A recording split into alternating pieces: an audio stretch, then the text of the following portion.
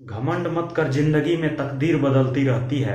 घमंड मत कर, जिंदगी में तकदीर बदलती रहती है। शीशा वही रहता है, बस तस्वीर बदलती रहती है। हेलो फ्रेंड्स, मैं आपका अपना राहुल सर स्वागत करता हूं अपने YouTube channel science by Rahul sir में। आज हम इस वीडियो में बात करेंगे प्रकाश के परावर्तन के नियम क्या होते हैं। मतलब कि प्रकाश के परावर्तन का क्या नियम होता है, कौन कौन सा नियम होता है, कितने तरह के नियम होते हैं। तो अगर आपने प्रकाश के परावर्तन वाला वीडियो नहीं देखा है तो डिस्क्रिप्शन में उसका लिंक है, जाकर तुरंत देखें। अगर प्रकाश के परावर्तन बढ़िया से समझ गए होंगे तो परावर्तन का नियम समझने में आसानी होगी। जब प्रकाश के परावर्तन समझे रहेंगे तो नियम जो है वो चुटकियों में समझ सकते हैं, एकदम चुटकियों में। तो अभी हम लोग पढ़ेंगे परावर्तन के नियम, मतलब कि प्रकाश के परावर्तन के कौन कौन से नियम हैं। तो प्रकाश के परावर्तन का दो नियम है। एक होता है आपतित किरण, परावर्तित किरण और आपतन बिंदु पर खींचा गया अभिलंब, तीनों एक ही समतल में होते हैं। और दूसरा नियम होता है आपतन कोण परावर्तन कोण के बराबर होता है। नहीं समझे? नहीं समझेंगे, क्योंकि ये दोनों नियम समझने से पहले हम लोग को ये समझना पड़ेगा परावर्तन के नियम से संबंधित कुछ मुख्य पद, माने जिन जिन चीजों का नाम अभी हम लिए हैं उन सब चीजों के बारे में पहले जानना पड़ेगा, तब जाके इन नियम को समझ पाएंगे। और ये सब बात को जब अगर नहीं जानेंगे तो ये नियम नहीं समझ पाएंगे। तो इसीलिए प्रकाश के जो भी परावर्तन के नियम हैं उससे संबंधित कौन कौन से पद हैं, कौन कौन सी बात हैं, पहले हम लोग उसके बारे में जानेंगे। तो बातों को जानने से पहले हम लोग को ये जानना होगा कि परावर्तन के नियम में कौन कौन सी चीजों का उपयोग किया जाता है और कौन कौन से शब्द उसमें पढ़ने को हैं। जैसे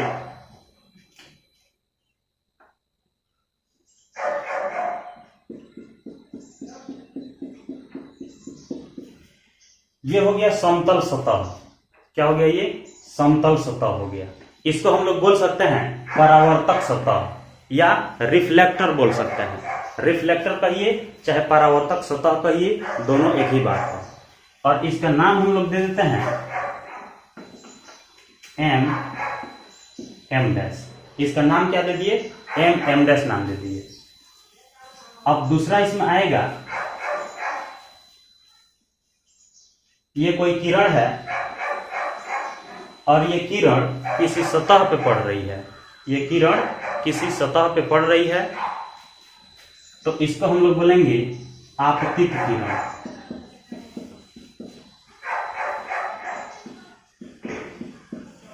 इसको क्या बोलेंगे? आपतित किरण बोलेंगे। और कोई किरण जब आती है तब कहीं ना कहीं जाती है। इसका मतलब कि हम लोग कहीं से आ रहे हैं तो कहीं ना कहीं जाएंगे ना, कहीं जाने के लिए ही ना आ रहे हैं। उसी तरह से जब कोई किरण आती है तो कहीं ना कहीं जाती है। तो जो किरण आती है उसको बोलेंगे आपतित किरण। और जहां आती है माने यहां आ रही है तो इसको बोलते हैं आपतन बिंदु। इसको क्या बोलते हैं? आपतन बिंदु। और इसका हम लोग नाम दे दिए ओ। इसका नाम क्या दे दिए? ओ रख दिए। तो ये किरण यहां से आ रही है और यहां आ रही है, इधर से आ रही है और यहां आ रही है। तो जहां आ रही है उसको बोलेंगे आपतन बिंदु। और जहां जा रही है माने यहां से आके इधर जा रही है, तो जाने वाला जो किरण होता है उसको बोलते हैं परावर्तित किरण।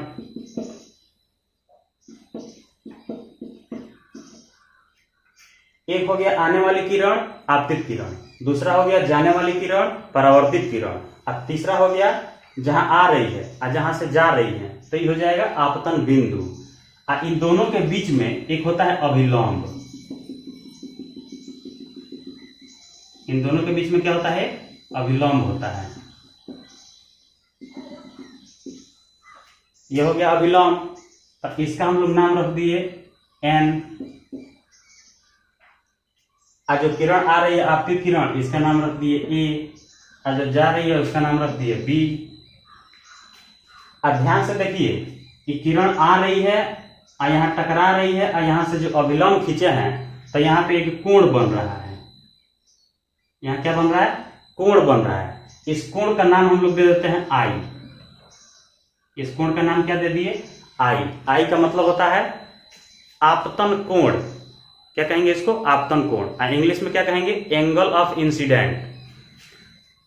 अब ध्यान से देखिए कि किरण आ रही है अभिलंब, ये दोनों के बीच में एक कोण बन रहा है और एक कोण यहां भी बन रहा है।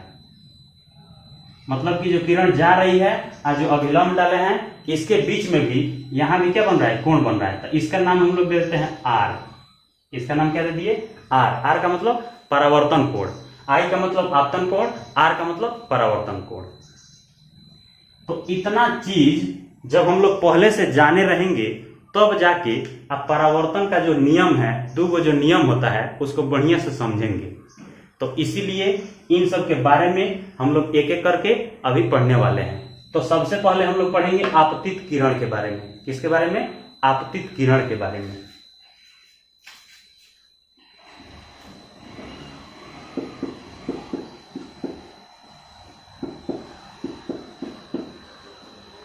आपतित किरण,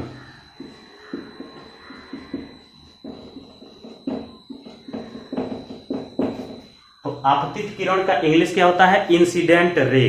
क्या होता है? Incident ray. तो इसका डेफिनेशन कैसे देंगे, परिभाषा कैसे लिखेंगे? परीक्षा में अगर पूछ दिया कि आपतित किरण किसे कहते हैं तो परिभाषा क्या देंगे? किसी सतह पर पड़ने वाले किरण को आपतित किरण कहते हैं। माने जो भी किरण किसी सतह पर पड़ेगी, चाहे आने वाले किरण को आपतित किरण कहेंगे। डेफिनेशन कैसे लिखेंगे?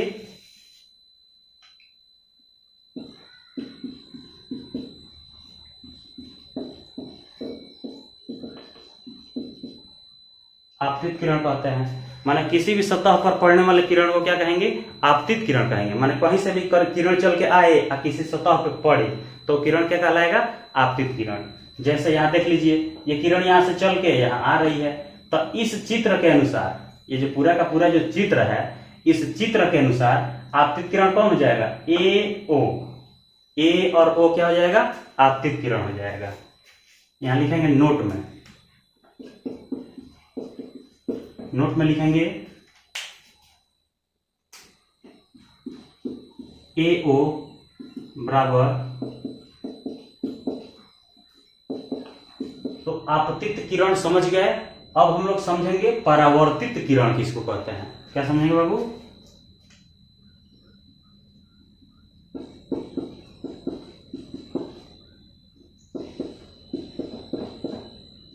परावर्तित किरण,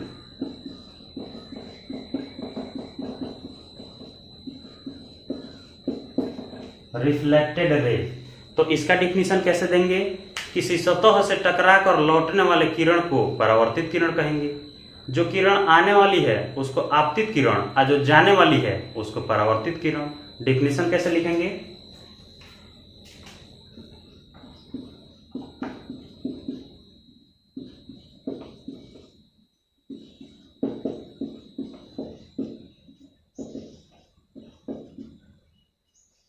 किसी सतह से टकराकर वापस लौटने वाले किरण को क्या कहेंगे? परावर्तित किरण कहेंगे। जैसे देखिए, ये किरण यहाँ आ रही है, यहाँ टकरा रही है और टकरा के लौट रही है, तो जो लौटने वाली किरण है उसी को क्या कहेंगे? देखिए यहाँ लिखा गया है परावर्तित किरण। क्या कहेंगे?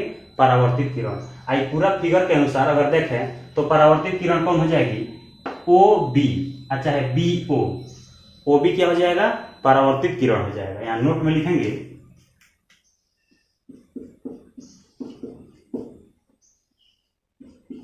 ओ बी, ओ बी कहिए चाहे बी ओ कहिए, ओ बी या बी ओ बराबर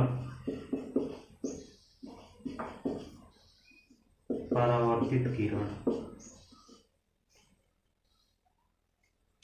तो ओ बी क्या हो जाएगा? परावर्तित किरण हो जाएगा और ए ओ क्या हो जाएगा? आपतित किरण हो जाएगा। तो आपतित किरण और परावर्तित किरण समझ गए। अब हम लोग समझेंगे आपतन बिंदु किसको कहते हैं। क्या समझेंगे? आपतन बिंदु। तो इसमें जितने भी शब्दों का यूज किया गया है, जितने भी पदों का यूज किया गया है, इन सब का डेफिनेशन आपको याद करने की जरूरत नहीं है। आप केवल इस फिगर को याद कर लीजिए। इस फिगर को अगर याद कर लिए तो समझ लीजिए कि अपने मन से इसको डेफिनेशन में कन्वर्ट कर सकते हैं। कैसे? जैसे मान लीजिए आपतन बिंदु है, तो आपतन बिंदु आप लोग देख सकते हैं कि यहाँ पे लिखा गया है। तो डेफिनेशन इसका कैसे बनाएंगे? आपतित किरण जिस बिंदु पर टकराकर परावर्तित होती है, आपतित किरण है इस बिंदु पे टकरा रही है और यहीं से क्या हो रही है, परावर्तित हो रही है। तो जहां ये टकरा रही है, इस सतह पे जहां ये टकरा रही है, इसी को क्या कहेंगे, आपतन बिंदु कहेंगे। डिफिनीशन लिखना होगा तो कैसे लिखेंगे,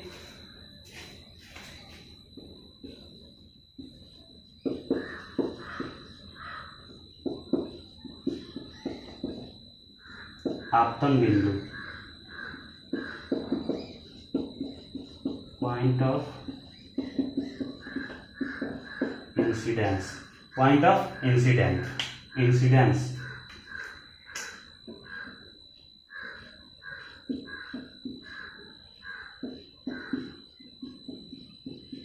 जिस बिंदु पर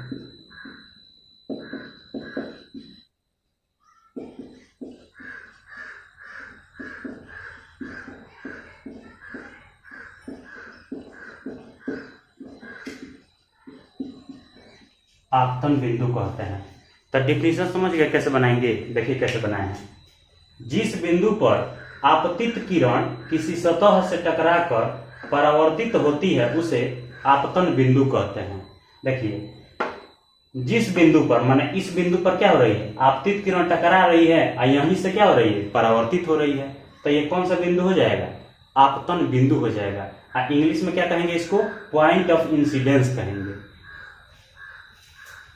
जो पूरा जो फिगर है, इस पूरा फिगर के अनुसार आपतन बिंदु किसको कहेंगे, तो ओ को आपतन बिंदु कहेंगे। नोट में यहां लिखेंगे, नोट में क्या लिखेंगे, ओ बराबर क्या हो जाएगा, आपतन बिंदु। ओ क्या हो जाएगा, आपतन बिंदु हो जाएगा। तो आपतित किरण, परावर्तित किरण और आपतन बिंदु, ये तीन गो चीज समझ गए। अब समझेंगे हम लोग अभिलंब। ये क्या हो जाएगा, अभिलंब।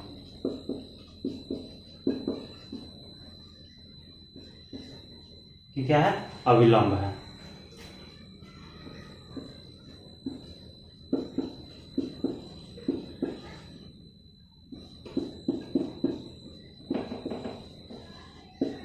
नॉर्मल। तो अभिलंब का भी डिफिनीशन कैसे बनाएंगे, इसी फिगर को देख के आराम से बना सकते हैं। जैसे आपतित किरण, परावर्तित किरण, आपतन बिंदु, ये तीनों चीज का डिफिनीशन इस फिगर के अनुसार बनाया गया। ठीक उसी तरह से अभिलंब का भी डिफिनीशन अभी तैयार किया जाएगा। कैसे, आपतित किरण, परावर्तित किरण, ये क्या हो गया, आपतित किरण, परावर्तित किरण और आपतन बिंदु पर खींचे गए लंब को अभिलंब कहते हैं। कैसे लिखेंगे,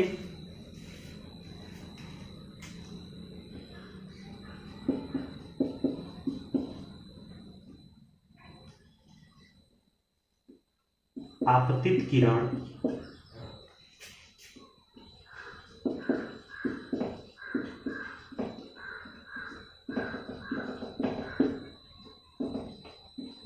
अभिलंब कहते हैं। देखिए तो डिफिनीशन कैसे बनाए, आपतित किरण और परावर्तित किरण, माने आपतित किरण आई परावर्तित किरण, आपतित किरण और परावर्तित किरण के बीच है, देखिए ये दोनों के क्या है, बीच में है। तो आपतित किरण और परावर्तित किरण के बीच आपतन बिंदु पर, कहाँ खींचा गया है इसको, आपतन बिंदु पर, आपतन बिंदु पर खींचे गए लंब को उस बिंदु पर अभिलंब कहते हैं। तो इस बिंदु पर क्या किया गया है, लंब खींचा गया है, लंब डाला गया है। तो इसे को क्या कहेंगे, इस बिंदु पर क्या कहेंगे, अभिलंब कहेंगे। और इस पूरे फिगर के अनुसार अगर अभिलंब को दर्शाना हो तो कैसे दर्शाएंगे, एन ओ चाहे ओ एन क्या हो जाएगा, अभिलंब हो जाएगा। नोट में लिखेंगे, चित्र के अनुसार, किसके अनुसार, ये पूरा जो चित्र है, इस चित्र के अनुसार ओ एन या एन ओ बराबर अभिलंब, ओ एन चाहे एन ओ, ये क्या हो जाएगा, अभिलंब हो जाएगा। अब हम लोग समझेंगे आपतन कोण, समझेंगे।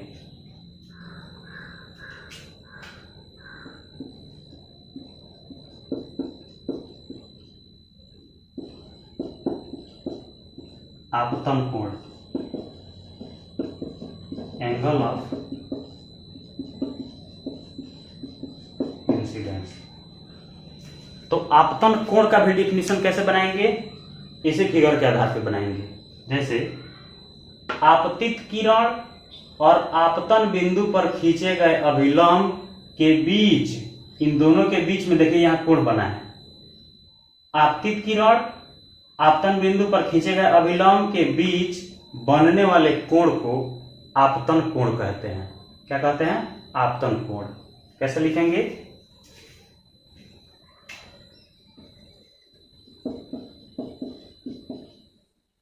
आपतित किरण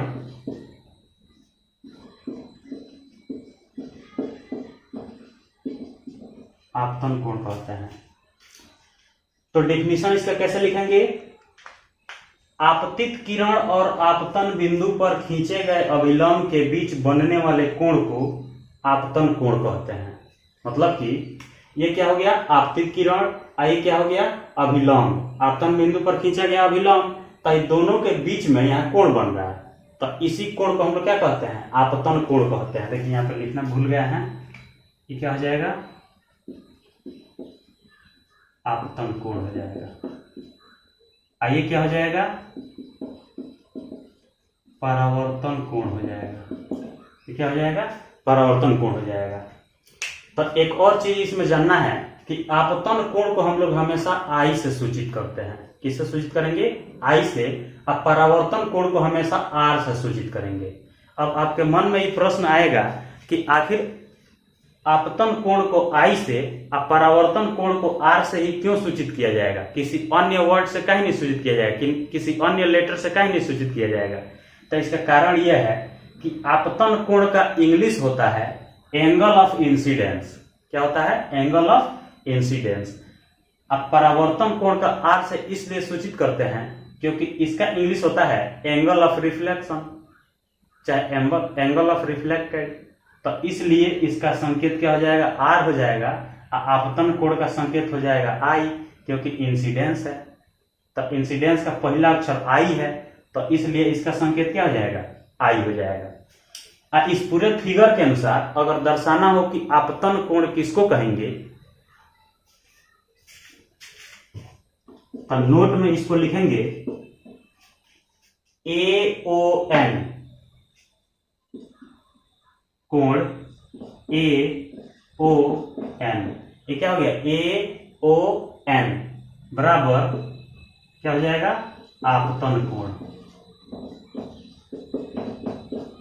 AON क्या हो जाएगा? आपतन कोण हो जाएगा, एंगल ऑफ इंसिडेंस हो जाएगा। अच्छा है, इसको दूसरे तरीका से और लिख सकते हैं NOA। AON कहिए चाहे NOA कहिए, दोनों एक ही बात है। तो यहां उसको भी लिख लीजिए, कोण NOA बराबर आपतन कोण। आप कोष्ठ में आई लिख दीजिए। तो इसको किससे सूचित करेंगे? आई से सूचित करेंगे। अब हम लोग समझेंगे परावर्तन कोण। क्या समझेंगे?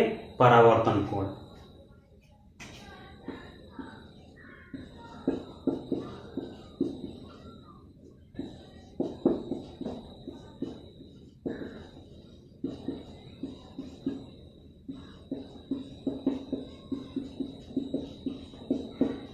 Angle of reflection, angle of reflection. तो इसका डिफिनीशन भी इस फिगर के अनुसार ही बनाएंगे। कोण, यहां लिखा गया है कोण, तो कोण बुझते हैं? कोण का मतलब होता है कोना। जैसे घर का कहीं कोना होता है, तो घर में 4-5 गो कोना होता है, 4 गो, किसी किसी में 5 गो, जितना बनवाइए उतना कोना हो जाएगा। तो कोण का मतलब होता है कोना, एंगल। तो इस पूरे फिगर में देखिए 2 गो कोना बन रहा है। कहाँ कहाँ कोना बन रहा है? एक यहाँ कोना बन रहा है और एक यहाँ कोना बन रहा है। माने एगो हेने से देवाल, एगो हेने से देवाल, एगो बीचवा में ये दोनों भाइयों का बंटवारा करने वाला देवाल। तो ये इसका कोना यहाँ बनेगा और इसका कोना यहाँ बनेगा। तो ये पूरे फिगर में बस 2 गो कोना बन रहा है, 2 गो कोण बन रहा है। तो उसमें से एगो कोणवा का नाम क्या रखेंगे? आपतन कोण, और दूसरे का क्या नाम रखेंगे? परावर्तन कोण। तो आपतन कोण तो आप लोग समझ चुके हैं। अब हम लोग समझेंगे परावर्तन कोण किसको कहेंगे। तो इसका भी डेफिनेशन कैसे बनाएंगे? परावर्तित किरण और आपतन बिंदु पर खींचे गए अभिलंब के बीच, देखिए इन दोनों के बीच यहाँ कोण बन रहा है, तो इसी कोण को जो भी यहाँ कोण बनेगा उसी कोण को हम लोग क्या कहेंगे, परावर्तन कोण कहेंगे। लिखना होगा तो कैसे लिखेंगे,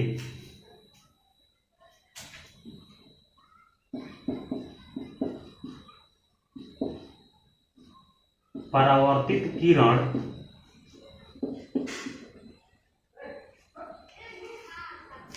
तो इसका डिफिनीशन कैसे दिए, परावर्तित किरण और आपतन बिंदु पर खींचे गए अभिलंब के बीच के कोण को परावर्तन कोण कहते हैं।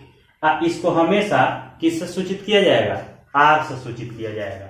किससे सूचित किया जाएगा, आर से। किसको, परावर्तन कोण को। आपतन कोण को किससे सूचित किया जाएगा, आई से। किससे, आई से। परावर्तन कोण को आर से, माने आपतन कोण को आई से, परावर्तन कोण को आर से। तो डिफिनीशन इसका क्या हो गया, परावर्तित किरण माने परावर्तित किरण है, और आपतन बिंदु तो ये आपतन बिंदु, इसको खींचे गए अभिलंब, इन दोनों के बीच में जो कोण बन रहा है इसी को हम लोग क्या कहेंगे, परावर्तन कोण कहेंगे। इसको किससे सूचित किया जाएगा, आर से सूचित किया जाएगा। फिगर के अनुसार परावर्तन कोण कौन हो जाएगा, NOB। क्या हो जाएगा, नोट में लिखेंगे, यहाँ नोट में क्या लिखेंगे, NOB कोण NOB बराबर परावर्तन कोण। NOB क्या हो जाएगा, परावर्तन कोण हो जाएगा, या BON, या कोण BON बराबर परावर्तन कोण माने आर। तो कोण NOB कहिए चाहे BON कहिए, दोनों क्या हो जाएगा, परावर्तन कोण हो जाएगा। इस फिगर के अनुसार हो जाएगा। अब इस फिगर का नामकरण अगर दूसरा दूसरा कुछ रखेंगे तो उसका नाम भी क्या हो जाएगा, अलग अलग हो जाएगा। लेकिन इस फिगर में हम जो नाम दिए हैं इस नाम के अनुसार परावर्तन कोण क्या हो जाएगा, NOB हो जाएगा या BON। यहां देखिए NOB और BON।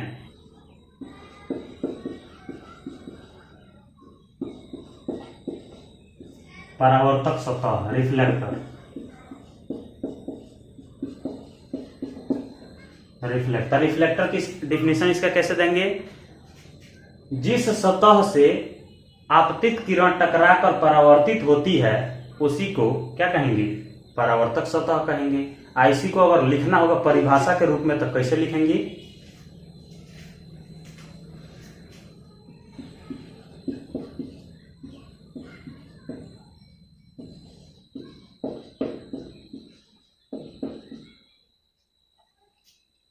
तो डिफिनीशन इसके कैसे देंगे, जिस सतह से टकराकर आपतित किरण परावर्तित होती है उसे परावर्तक सतह कहते हैं। देखिए ये आपतित किरण है और यहाँ टकरा रही है, तो इसी सतह पर न टकरा रही है, तो जहां टकराएगी उसी को क्या कहेंगे, यहाँ लिखना भूल गए हैं, क्या लिखेंगे इसको, परावर्तक सतह। इसे क्या कहेंगे, परावर्तक सतह कहेंगे। पूरा फिगर, ये जो फिगर है इस फिगर के अनुसार अगर दर्शाना हो तो क्या दर्शाएंगे, MM डैश। नोट में लिखेंगे चित्र के अनुसार, ये पूरा चित्र है, इस चित्र के अनुसार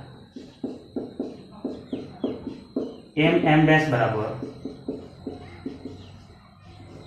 परावर्तक सतह।